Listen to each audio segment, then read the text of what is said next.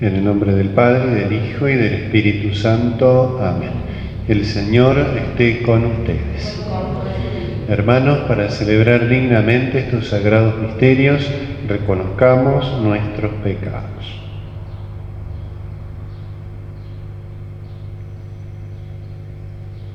Por nuestra falta de fe, Señor, ten piedad. Por nuestra falta de esperanza, Cristo, ten piedad. Por nuestra falta de caridad, Señor, ten piedad. Dios Todopoderoso, tenga misericordia de nosotros, perdone nuestros pecados y nos lleve a la vida eterna. Oremos. Dios Todopoderoso y eterno, que con amor generoso sobrepasas los méritos y los deseos de los que te suplican, derrama sobre nosotros tu misericordia, perdonando lo que inquieta nuestra conciencia y concediéndonos aún aquello que no nos atrevemos a pedir. Por nuestro Señor Jesucristo, tu Hijo, que vive y reina contigo en la unidad del Espíritu Santo y es Dios por los siglos de los siglos. Amén. Podemos tomar asiento.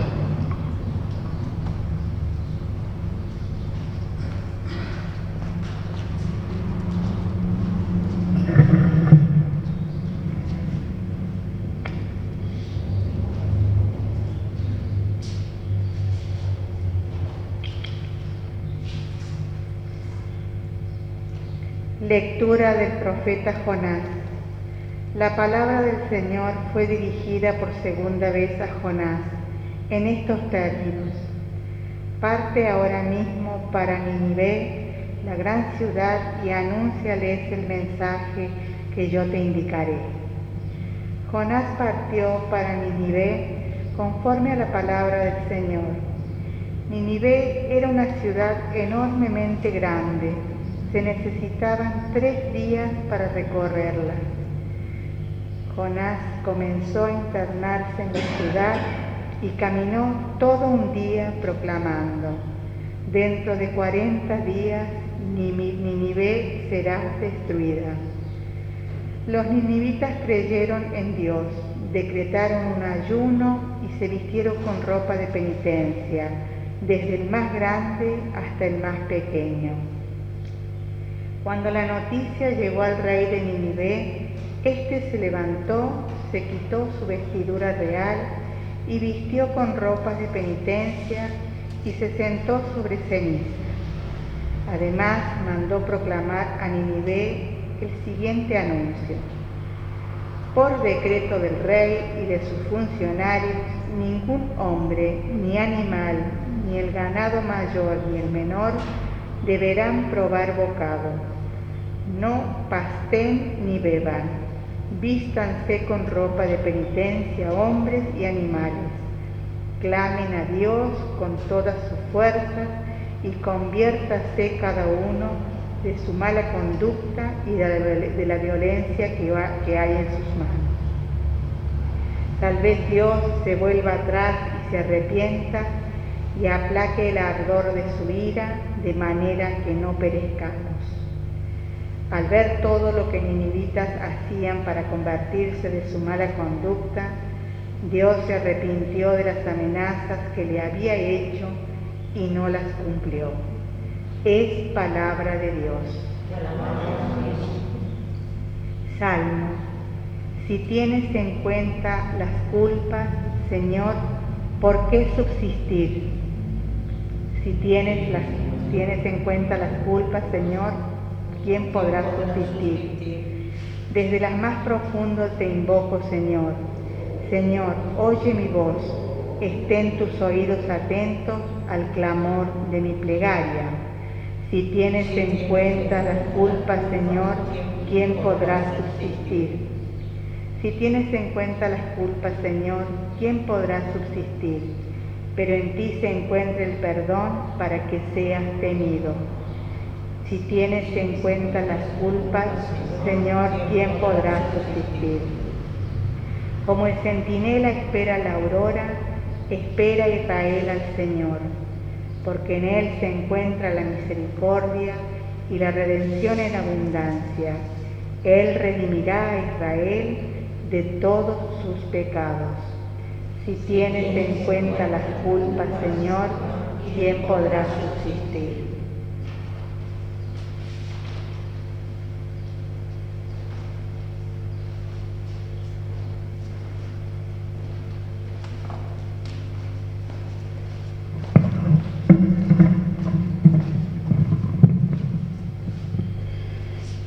El Señor esté con ustedes.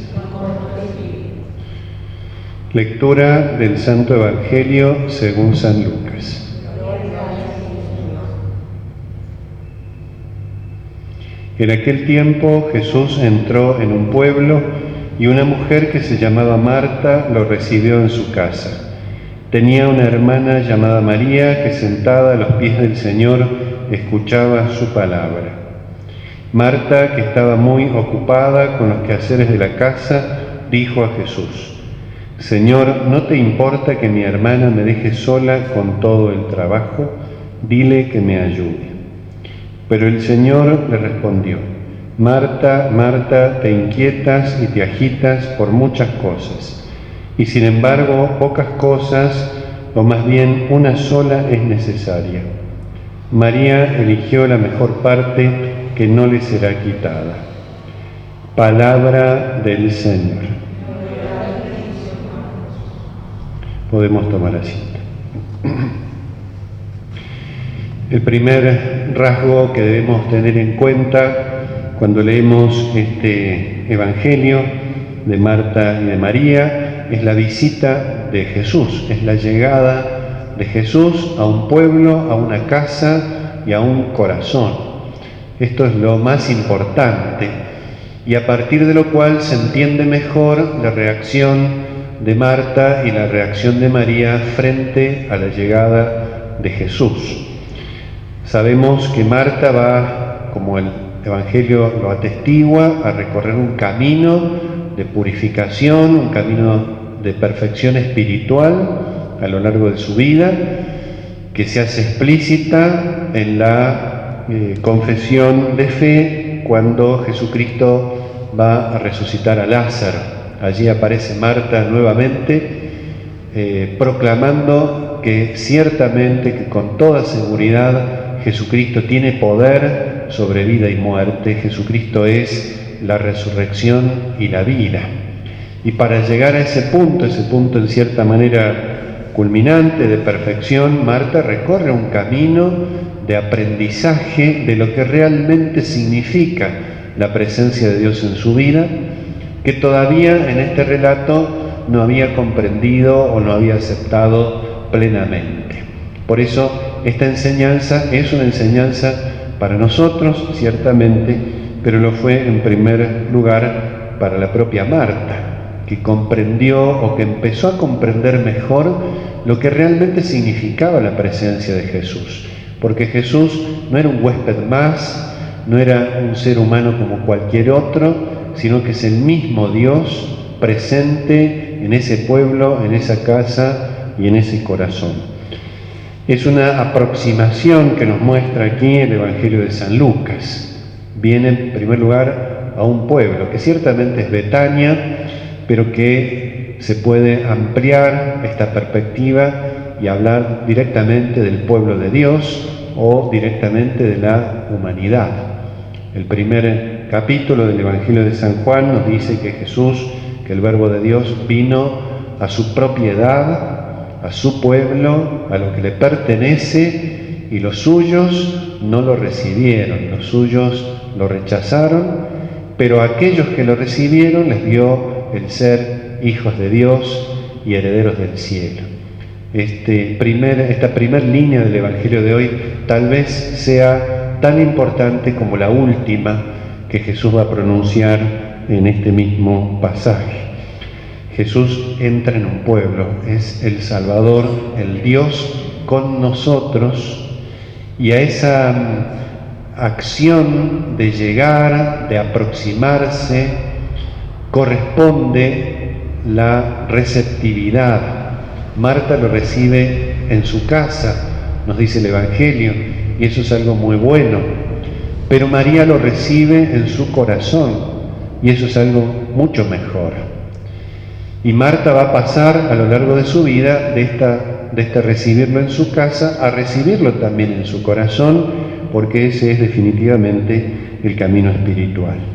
Pero es muy interesante esta dirección que Jesús plantea, esta aproximación, esta llegada, esta condición de prójimo de Dios con nosotros. Llega a su pueblo, llega a aquella casa, a aquella familia y sobre todo llega al corazón de María, esa casa donde habitaban Marta, María y Lázaro, una casa muy particular porque era tal vez la familia más querida por nuestro Señor Jesucristo. Y entonces vemos reflejadas frente a esa presencia del Señor estas dos actitudes. Marta, cuyo problema era no tanto ocuparse en el servicio de Cristo, en la preparación de lo necesario para hospedarlo, eso no era el mayor problema, sino el mayor problema era no escucharlo, no recibirlo como lo había recibido María. Ya habría tiempo, ya habría circunstancias para que aquellas cosas que, siendo importantes, no son lo único necesario, tuvieran lugar y se ordenaran. El quehacer de Marta no es malo, el problema es que era un quehacer desvinculado de Cristo, en el fondo. Era un quehacer desorientado, un quehacer que, mostrándose como servicio, terminaba siendo, al no escuchar a Cristo, un fin en sí mismo. Hacía lo que hacía porque había que hacerlo. Ciertamente que, como se ha interpretado, es un quehacer de la casa ordenado hacia Jesucristo, para Jesucristo. Pero precisamente no hacía lo que daba sentido a ese quehacer, que era escuchar a Jesucristo. Eso era lo primero, lo más importante. Y por eso Jesús destaca la actitud de María, sentada a los pies del Señor, escuchaba su palabra. Fíjense que no nos dice el contenido de ese diálogo, no nos dice lo que Jesucristo le decía a María. Pero lo importante, además de ese contenido que no conocemos, era el hecho mismo de la actitud escuchante, de la actitud receptiva, de esa actitud del corazón de María que hacía lugar a Cristo no simplemente en una casa, sino en su propio corazón. Y de esa manera su propio corazón se convertía en un templo, en un lugar donde Dios habita. Jesús dice, y se lo dice a Marta y nos lo dice a nosotros también, te inquietas, te agitas por muchas cosas. En ningún momento Jesús dice que esas cosas, esas preocupaciones sean malas. Eran preocupaciones indudablemente buenas, indudablemente legítimas y hasta podríamos decir importantes.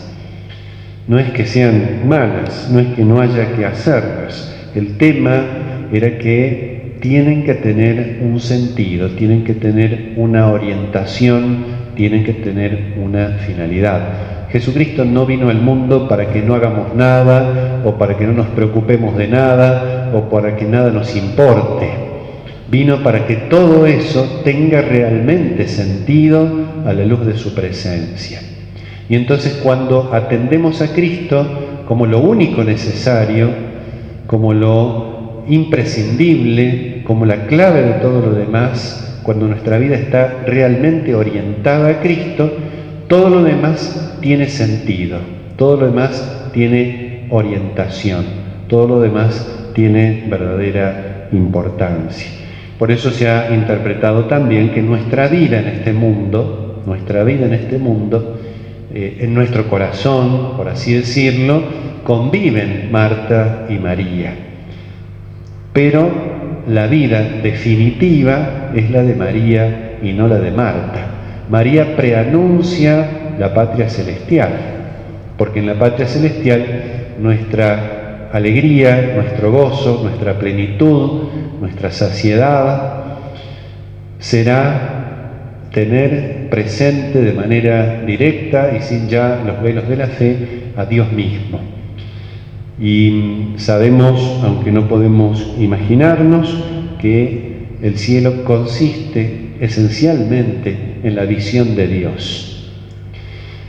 Cuando nosotros vemos en la contemplación de Dios, en la posesión de Dios de esta manera tan plena, cuando nosotros vemos algún paisaje muy bello, muy bonito, cuando vemos algo muy lindo, cuando nos pasa algo muy bueno, quedamos en cierta manera, y a veces incluso lo decimos, extasiados.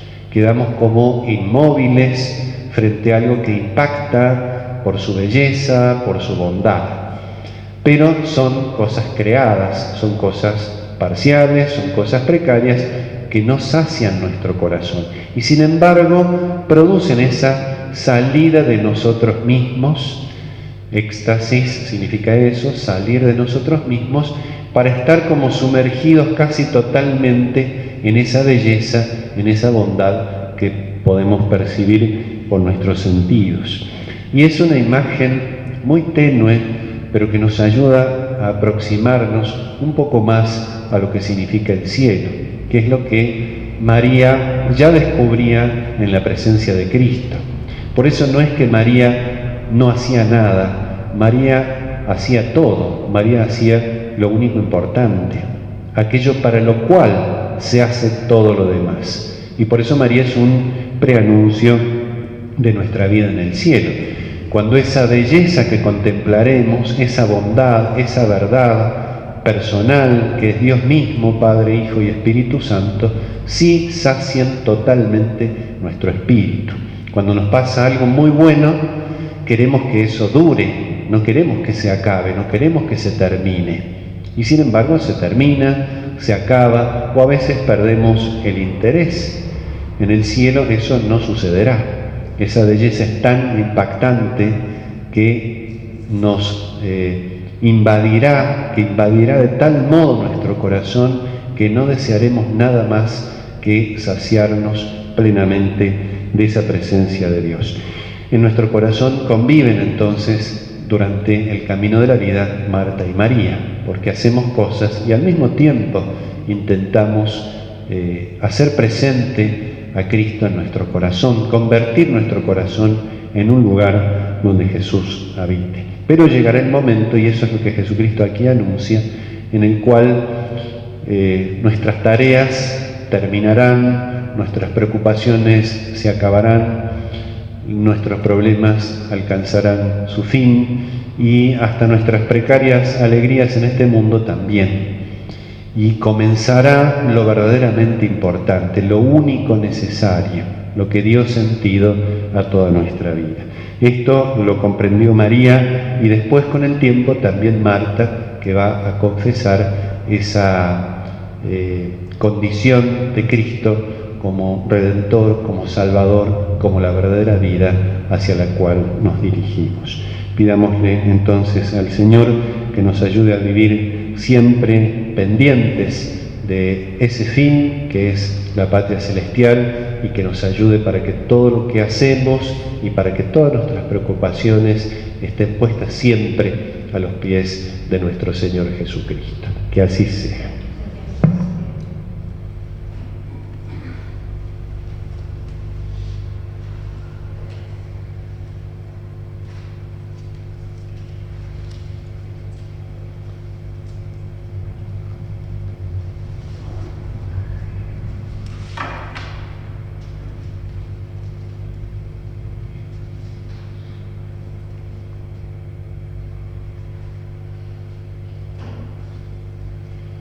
Bendito seas, Señor, Dios del universo, por este pan, fruto de la tierra y del trabajo del hombre, que recibimos de tu generosidad y ahora te presentamos. Él será para nosotros pan de vida.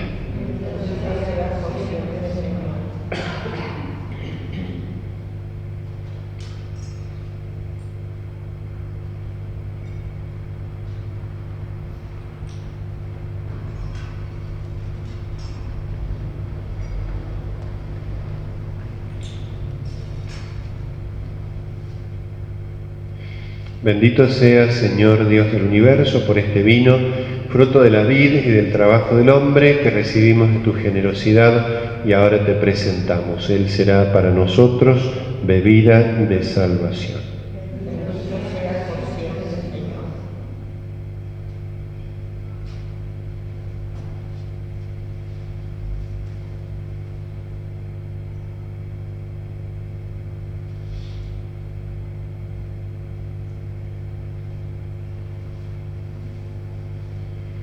Oremos, hermanos, para que este sacrificio mío y de ustedes sea agradable a Dios, Padre Todopoderoso.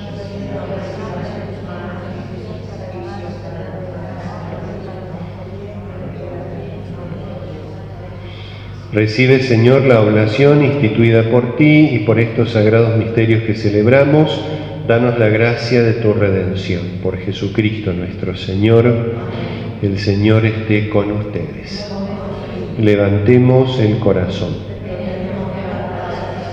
Demos gracias al Señor nuestro Dios. En verdad es justo y necesario, es nuestro deber y salvación, darte gracias, Padre Santo, siempre y en todo lugar, por Jesucristo tu Hijo amado. Por Él, que es tu palabra, hiciste todas las cosas, tú nos lo enviaste para que, hecho hombre por obra del Espíritu Santo y nacido de María la Virgen, fuera nuestro Salvador y Redentor. Él, en cumplimiento de tu voluntad, para destruir la muerte y manifestar la resurrección, extendió sus brazos en la cruz y así adquirió para ti un pueblo santo. Por eso con los ángeles y los santos proclamamos tu gloria diciendo: Santo, santo, santo es el Señor Dios del universo. Llenos están el cielo y la tierra de tu gloria. Hosana en el cielo. Bendito el que viene en nombre del Señor, hosana en el cielo. Santo eres en verdad, Señor, fuente de toda santidad. Por eso te pedimos que santifiques estos dones con la efusión de tu Espíritu, de manera que se conviertan para nosotros en el cuerpo y la sangre de Jesucristo nuestro Señor.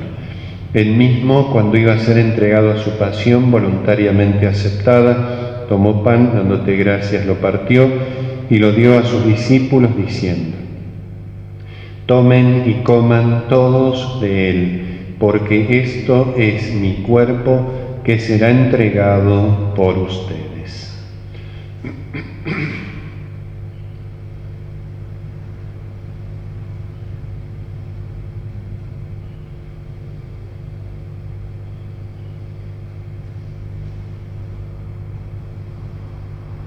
Del mismo modo, acabada la cena, tomó el cáliz y dándote gracias de nuevo, lo pasó a sus discípulos diciendo: Tomen y beban todos de él, porque este es el cáliz de mi sangre, sangre de la alianza nueva y eterna, que será derramada por ustedes y por muchos para el perdón de los pecados.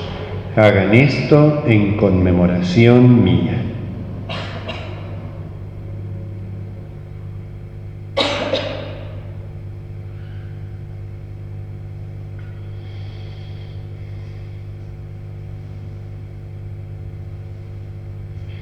Este es el misterio de la fe.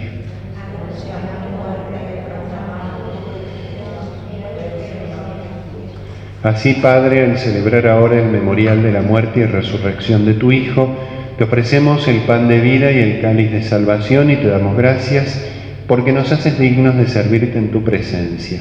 Te pedimos humildemente que el Espíritu Santo congregue en la unidad a cuantos participamos del cuerpo y la sangre de Cristo. Acuérdate, Señor, de tu Iglesia extendida por toda la tierra, con el Papa Francisco, nuestro Obispo Gabriel y todos los pastores que cuidan de tu pueblo, llévala a su perfección por la caridad. Acuérdate también de nuestros hermanos que se durmieron en la esperanza de la resurrección y de todos los que han muerto en tu misericordia.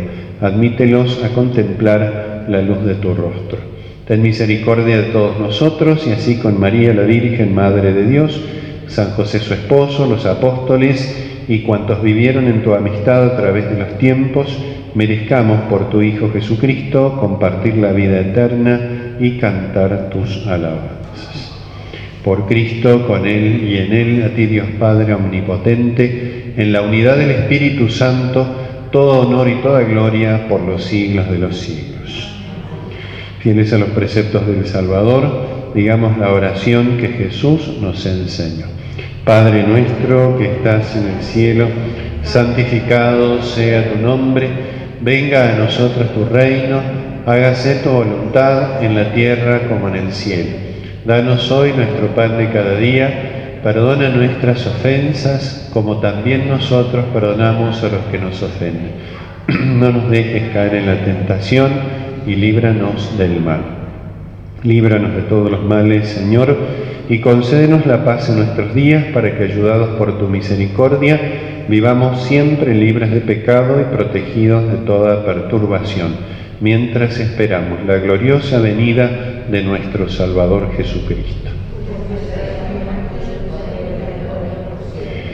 Señor Jesucristo, que dijiste a tus apóstoles, la paz les dejo, mi paz les doy, no tengas en cuenta nuestros pecados, sino la fe de tu Iglesia, y conforme a tu palabra concédele la paz y la unidad.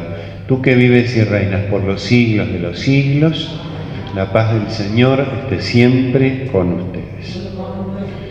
Cordero de Dios, que quitas el pecado del mundo, ten piedad de nosotros. Cordero de Dios, que quitas el pecado del mundo, ten piedad de nosotros. Cordero de Dios, que quitas el pecado del mundo, danos la paz.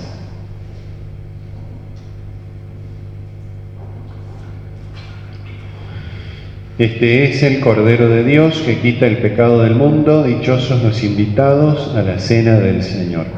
Señor, no soy digno de que entres en mi casa, pero una palabra tuya bastará para sanarme.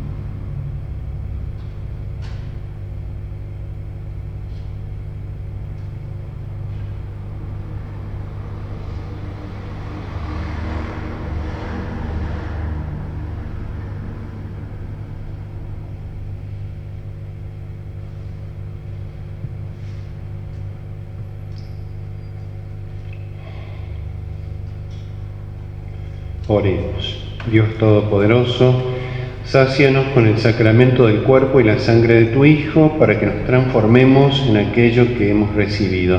Por Jesucristo nuestro Señor. Amén. Mañana no vamos a tener misa acá en la iglesia. Tengo a las 19, también coincide el mismo horario, en la iglesia de Fátima de Juana Coslay, un día de la novena. Así que solamente por mañana no vamos a tener misa aquí en la parroquia. El Señor esté con ustedes. La bendición de Dios Todopoderoso, del Padre, del Hijo y del Espíritu Santo descienda sobre ustedes y permanezca para siempre. Amén. Podemos ir en paz. San Miguel Arcángel, defiéndenos en la batalla, sé nuestro amparo contra la perversidad y acechanzas del demonio. Reprímale Dios, pedimos suplicantes, y tú, príncipe de la milicia celestial, arroja al infierno con el divino poder a Satanás y a los demás espíritus malignos que andan dispersos por el mundo para la perdición de las almas. Amén.